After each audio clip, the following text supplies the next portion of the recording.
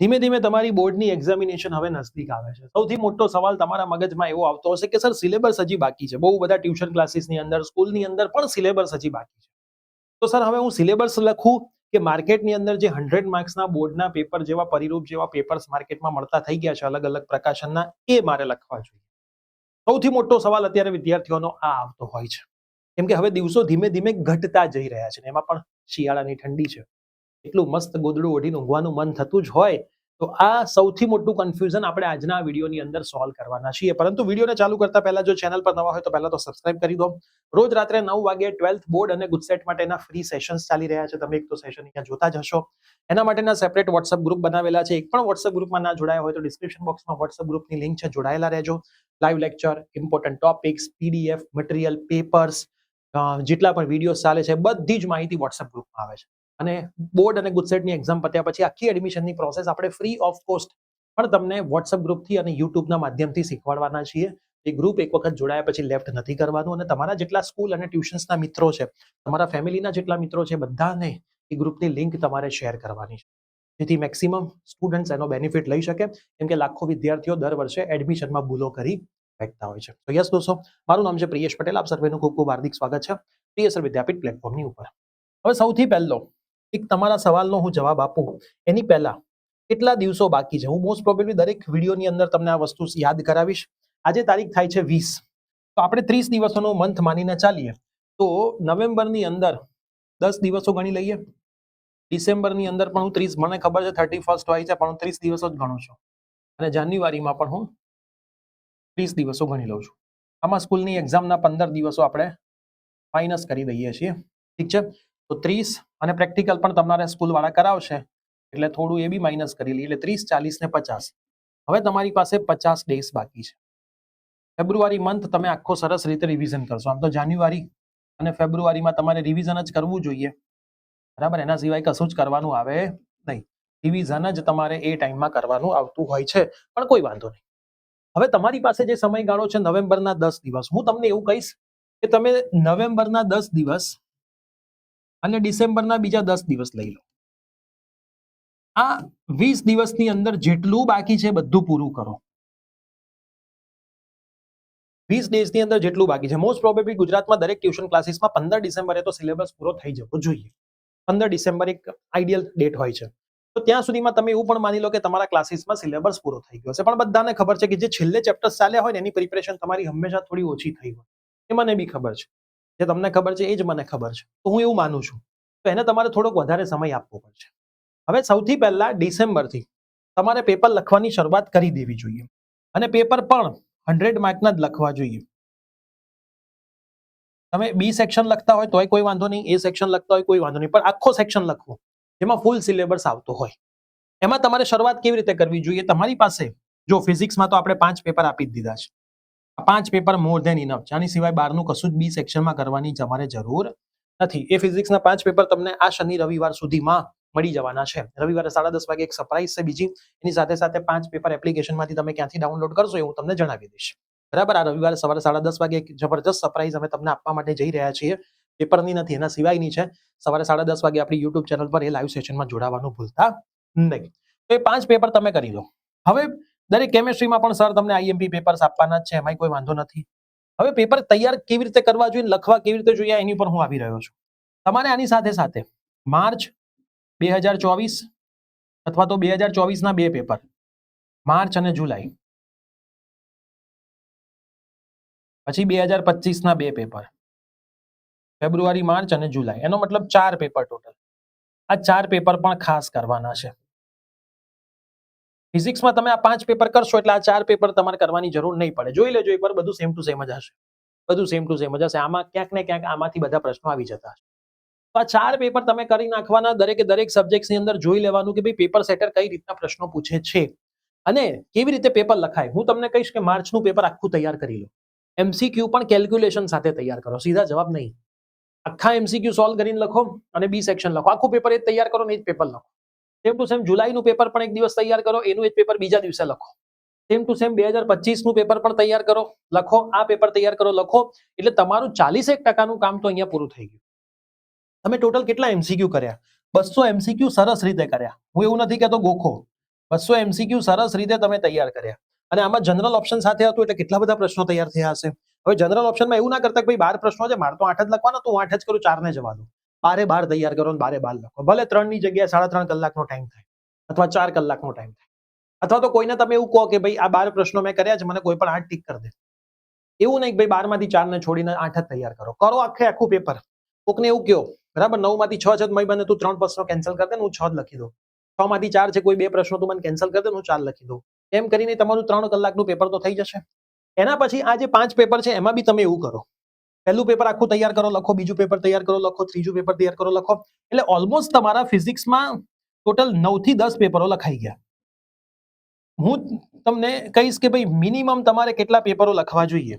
તો મિનિમમ એક સબ્જેક્ટના 5 પેપરો 3 કલાકના ડેડિકેશન સાથે લખવા જોઈએ અને મેક્સિમમ તમારે 10 પેપર લખવા જોઈએ 3 કલાકના ડેડિકેશન સાથે.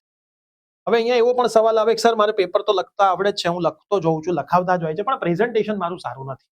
તો જો તમે કમેન્ટ કરજો કે ભાઈ પ્રેઝન્ટેશન કેવી રીતે પેપરમાં સુધારવું જોઈએ, તો એનો નજીકના ભવિષ્યમાં આપણે એક લાઈવ સેશન લઈશું તમારા બધા માટે. અને એ જ પ્રેઝન્ટેશનનો તમે આ 2 મહિનાની અંદર જેટલા પણ પેપર્સ લખો છો સબ્જેક્ટ વાઇઝ એની અંદર યુઝ કરજો, એટલે તમારી હેબિટ બનતી થઈ જશે.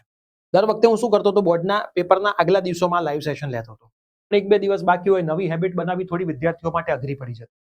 એટલે આ વખતે હું 2 મહિના પહેલા જ બોર્ડમાં પેપરનું પ્રેઝન્ટેશન કેવી રીતે કરવું એનો લાઈવ લેવાનો છું. પણ આ કમેન્ટમાં આવશે, મને લાગશે કે ભાઈ વિદ્યાર્થીઓને ઇન્ટરેસ્ટ છે તો આપણે એનો લાઈવ લઈશું, બાકી હરી ઈચ્છા બળવા.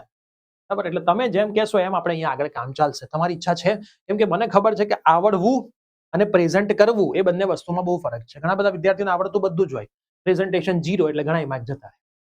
બરાબર, આપણે બહુ જ હોશિયાર હોઈએ પણ સારા કપડાં પહેરીને ક્યાંક ના જઈએ, સામે જે છોકરી ઊભી હોય એ ના પાડી દે.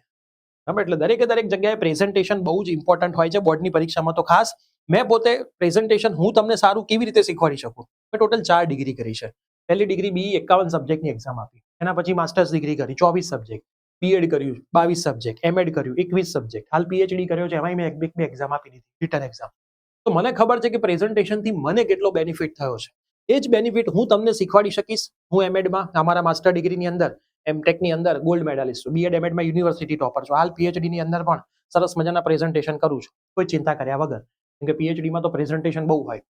કેમ કરી શકીએ છીએ? કેમ કે કેમેરાને ફેસ વર્ષોથી કર્યો છે, કોઈ ગભરાતા નથી. વિદ્યાર્થીઓની સામે જવાબો આપ્યા છે, ડાઉટ પૂછેલા, તો ત્યાં પણ જે સવાલો પૂછે એના જવાબ આપણે આપી શકીએ છીએ. તો આ જ વસ્તુ હું તમને શીખવાડીશ અને બહુ જ ઇમ્પોર્ટન્ટ વસ્તુ છે. બહુ એટલે બહુ જ ઇમ્પોર્ટન્ટ વસ્તુ છે. તો મેક્સિમમ કમેન્ટ આવશે કે હા સર પ્રેઝન્ટેશન પેપરમાં કેવી રીતે કરવું, એનો લાઈવ સેશન લો. આનો લાઈવ સેશન આપણે લઈશું. હવે માર્કેટના કયા પેપર સેટ કરવા હું તમને બધા ના જ પાડું છું, એ કઈ કરવાની જરૂર નથી. બોર્ડના 4 વર્ષના પેપર કરો, બોર્ડના 2 વર્ષના પેપર એટલે 4 પેપર તમે કરી નાખ્યા. હજી તમારે એડ કરવું હોય તો 2023 નું પેપર એડ કરી દો. 6 પેપર થઈ ગયા ને. હવે માર્કેટમાં જે પેપર સેટ મળતા હશે તો ટોટલ કેટલા થઈ ગયા છે? માર્કેટમાં જે પેપર સેટ મળતા હશે એમાં 5 થી 10 જ પેપરો હશે. બરાબર, એ વર્ષોથી ચીલા ચાલુ એમના એમ પેપરો આવે છે, કોઈ સરખું સુધારા વધારા કરતા નથી. આ 6 પેપર કરો. તમારા ટ્યુશનના ટીચર પણ કંઈક તો પેપર સેટ કરાવતા હશે, એ બી કંઈક પેપર કાઢતા હશે 100 માર્કના, એ 2-3 કરો તો 10 પેપર તો તમારા થઈ જાય છે. તો કોઈ ખોટો ખર્ચો કરવાની જરૂર નથી. આ સિમ્પલ વસ્તુનું ધ્યાન રાખો. અને તો એ કરવો છે તો તમે કોઈ પણ તમને જે પણ પબ્લિકેશન ગમતું હોય પબ્લિકેશનના પેપર સેટ માર્કેટમાંથી લાવી શકો. બરાબર છે, આ તમે કરી શકો છો એવું મેં કીધું છે, બાકી કઈ જરૂર હોતી નથી. બોર્ડના છેલ્લા 3 વર્ષના પેપરો 2-2 લખી નાખો, 6 પેપરો લખો એટલે ઇનફ થઈ ગયું તમારું કામ. હવે રિવિઝન તમારે મેક્સિમમ જાન્યુઆરી ફેબ્રુઆરીમાં કરવાનું છે અને આ રિવિઝન દરમિયાન જેટલું તમે વધારે રિવિઝન કરશો plus plus plus plus plus એટલું જ પેપર તમારું ટાઈમે પૂરું થશે ને પેપરમાં તમને બધી વસ્તુ યાદ આવશે. મોસ્ટલી વિદ્યાર્થીઓને પેપરમાં યાદ નથી આવતું, પ્રશ્નોના જવાબ નથી યાદ આવતા, એનું કારણ છે રિવિઝન બહુ ઓછું કર્યું. તો થોડુંક તમારે પ્લાનિંગ સાથે કામ કરવું પડશે અને રેગ્યુલર બેઝિસ પર હવે તમારે સવારે, બપોરે અને રાત્રે થોડુંક પ્લાનિંગ બનાવીને કામ કરવું પડશે. સવારે તમારું રીડિંગ 3 થી 4 કલાકનું થવું જ જોઈએ. બપોરનું તમારું 3 થી 4 કલાકનું રીડિંગ થવું જોઈએ અને રાતનું તમારું 3 થી 4 કલાકનું રીડિંગ થવું જોઈએ. 3 સેક્શનમાં રીડિંગ કરવાનું છે. જેમ બોર્ડના પેપરમાં 3 સેક્શન આવે ને, 2 માર્ક, 3 માર્ક ને 4 માર્ક, એમ 3 સેક્શનમાં તમારે રીડિંગ કરીને રોજનું 10 થી 12 કલાકનું તમારું રીડિંગ થવું જોઈએ. મિનિમમ કહું છું. જો જેટલી મહેનત થાય ને એટલી મહેનત કરી લો. આ સમય પાછો નહીં આવે. મને પણ યાદ છે, હું બોર્ડમાં 1 માર્ક માટે રહી ગયો હતો. 1 માર્ક માટે મારો બોર્ડમાં 10મો રેન્ક નહોતો આવ્યો. હવે આ જીવન હું 1 માર્કને યાદ રાખીને બધી એક્ઝામમાં છેલ્લી મિનિટ સુધી મહેનત કરતો અને છેલ્લી મિનિટ સુધી પેપર લખતો. અને એ જ મને 1 માર્કે ઘણી બધી જગ્યાએ રેન્કમાં 1 અપ લેવડાવી દીધો છે. જેમ કે અમે માસ્ટર ડિગ્રી કરતા હતા તો માસ્ટર ડિગ્રીની અંદર રૂલ હતો કે ભાઈ જે પણ વિદ્યાર્થીને નોન ગેટની એક્ઝામમાં હાઈએસ્ટ માર્ક આવીને એડમિશન લીધું હોય કોલેજમાં એને 50% ફીસ માફ, મેરિટ સ્કોલરશિપ છે, કાસ્ટ નથી જોવાતી, મેરિટ.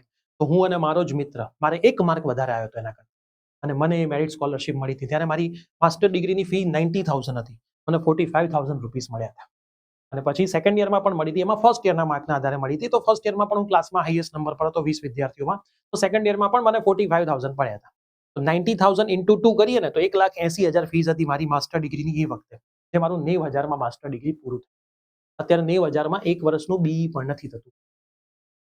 તો તમને 1 માર્કની વેલ્યુ જ્યારે સમજાતી થશે ને ત્યારે તમે કામ કરશો. તો જ્યારે પણ મહેનત કરવા બેસો છો ને ત્યારે ટાઈમર લગાવો, બરાબર? ટાઈમર બહુ જ જરૂરી છે. મોબાઈલને સ્વિચ ઓફ અથવા તો સાયલેન્ટ કરી દો. આ 2 કામ તમે કરશો ને આપોઆપ વાંચતા થઈ જશો. અને જે ડેસ્ક ઉપર તમે વાંચવા બેસો છો ને ડેસ્ક ઉપર તમારા પેરેન્ટ્સના ફોટોગ્રાફ લગાવી દો, એ જીવિત હોય કે ના જીવિત.